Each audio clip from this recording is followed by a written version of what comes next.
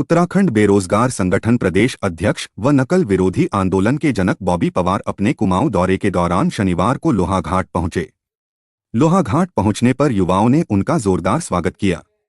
लोहाघाट के रामलीला मंच में पवार ने युवाओं के साथ बैठक कर युवाओं की विभिन्न समस्याओं को सुना। वही युवाओं ने अपनी समस्याओं को प्रमुखता से पवार के सम्मुख रखा।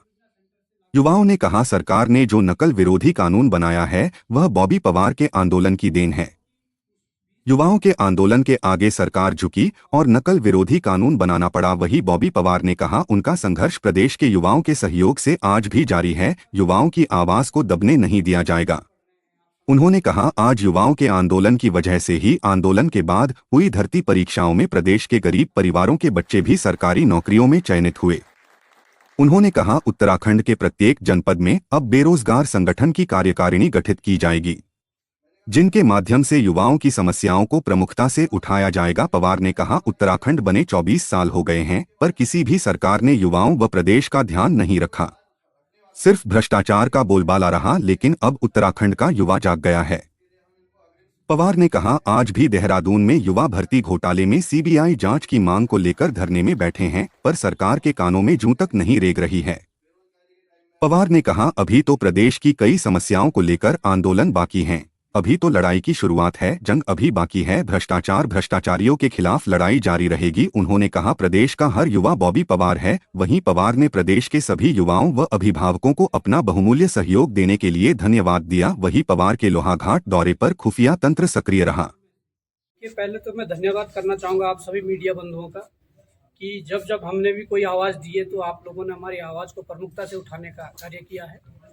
जो कुमाऊं भ्रमण का जो उद्देश्य है वो ये है कि जो हमने लड़ाई सड़कों पर शुरू की थी उस लड़ाई को मजबूत करना है और कहीं ना कहीं जो संगठन को मजबूत करने की बात है, हम कुमाऊं भ्रमण में हर जिले में जाकर हर जगह जाकर लोगों को संगठित करने का काम कर रहे हैं, अपने संगठन को मजबूत करने का काम कर रहे हैं। क्योंकि जो युवाओं की समस्याएं हैं, युवा बराबर जहाँ भी हम जा रहे हैं बराबर अपनी समस्याओं को रख रहे हैं। वो चाहे भर्तियों से रिलेटेड जो समस्याएं हैं, वो चाहे नए विज्ञापनों की हो या परीक्षा परिणामों में देरी हो, वेटिंग लिस्ट की हो या इसके अलावा और जो समस्याएं वार्षिक कैलेंडर की हो, ये सारी समस्याओं को लेकर जो अनेक और जागरूक युवा है वो भू कानून, मूल निवास जैसी समस्याएं भी रख रहे हैं। वो इस प्रदेश में जो हो रहा है, जो अत्याचार है, जो हमारी बहनों के साथ जिस प्रकार की चीज़ें हो रही है वो समस्याएं भी रख रहे हैं। प्रदेश के पलायन की समस्या रख रहे हैं। तो हम चाहते हैं कि एक प्रदेश के अंदर एक ऐसी टीम, मजबूत टीम गठित हो जो कि अपने इस प्रदेश को बचाने के लिए, इस प्रदेश को बेहतर बनाने के लिए काम करें।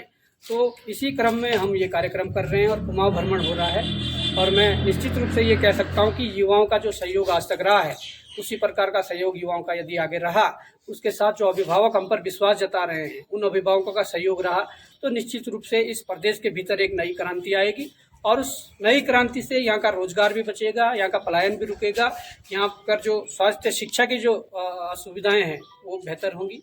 तो तमाम प्रकार की चीज़ें हैं, इन्हीं चीज़ों को लेकर हम प्रदेश भ्रमण पे। तो वही एक चीज़ और पूछना चाहूँगा, जो आपने आंदोलन किया, तो आंदोलन के 1 मिनट हो गया को आज पूरा उत्तराखंड जानता है। पूरे उत्तराखंड में जो एक नई आंदोलन की बात हो रही है, नए उत्तराखंड की पहचान की बात हो रही है और हमारे मूल निवास भू कानून के साथ साथ जल, जंगल, जौ और जमीन की बात इन्होंने कही है।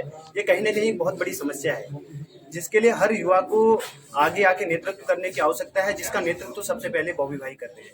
सबसे पहले तो बॉबी भाई को हम लोगों ने शुभकामनाएं दी हैं और एक ऐसे नेतृत्व को तैयार करने की आगे हमने आज बात की है कि जो उत्तराखंड की बात करें, जो हमारे उत्तराखंड की भौगोलिक सुंदरता के साथ साथ यहाँ जो जितनी संप्रदाय और जितने प्रकार के लोग यहाँ पे जनजातियाँ यहाँ पे रहती हैं, आप बनराजी से लेके आप यहाँ पे जौनसार बाबर तक की बात करते हैं, तो कहीं ना कहीं उस उत्तराखंड को आज पहचान देने की बात होती है।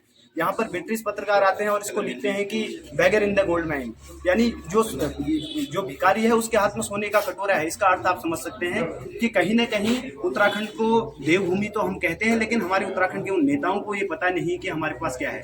यहाँ के अध्यात्म को हम किस तरीके से आगे ले जाएंगे, यहाँ के युवाओं को किस तरीके से आगे ले जाएंगे। जैसा इन्होंने बताया कि जब टिहरी के चुनाव में जब आप उतरे थे, हम सब लोगों ने निवेदन किया था, आह्वान किया था पूरे उत्तराखंड के लोगों ने, इनसे कहा कि बॉबी भाई आज आपकी आवश्यकता है पूरे उत्तराखंड को। तो इन्होंने बड़े ही आग्रह के बाद जब हमारी बात इन्होंने मानी तो उसके बाद पूरे उत्तराखंड में आपने देखा होगा कि एक नई क्रांति सोशल मीडिया के माध्यम से पैदा हुई और जिसमें पूरे टिहरी की जनता, उत्तरकाशी की जनता, पूरे देहरादून की जनता चुनाव मैदान में थी। आपने देखा होगा कई जनसभाएं ऐसी हुई जिसमें बॉबी भाई उपस्थित नहीं थे, लेकिन लोगों ने वहां पर बढ़ चढ़ के हिस्सा लिया।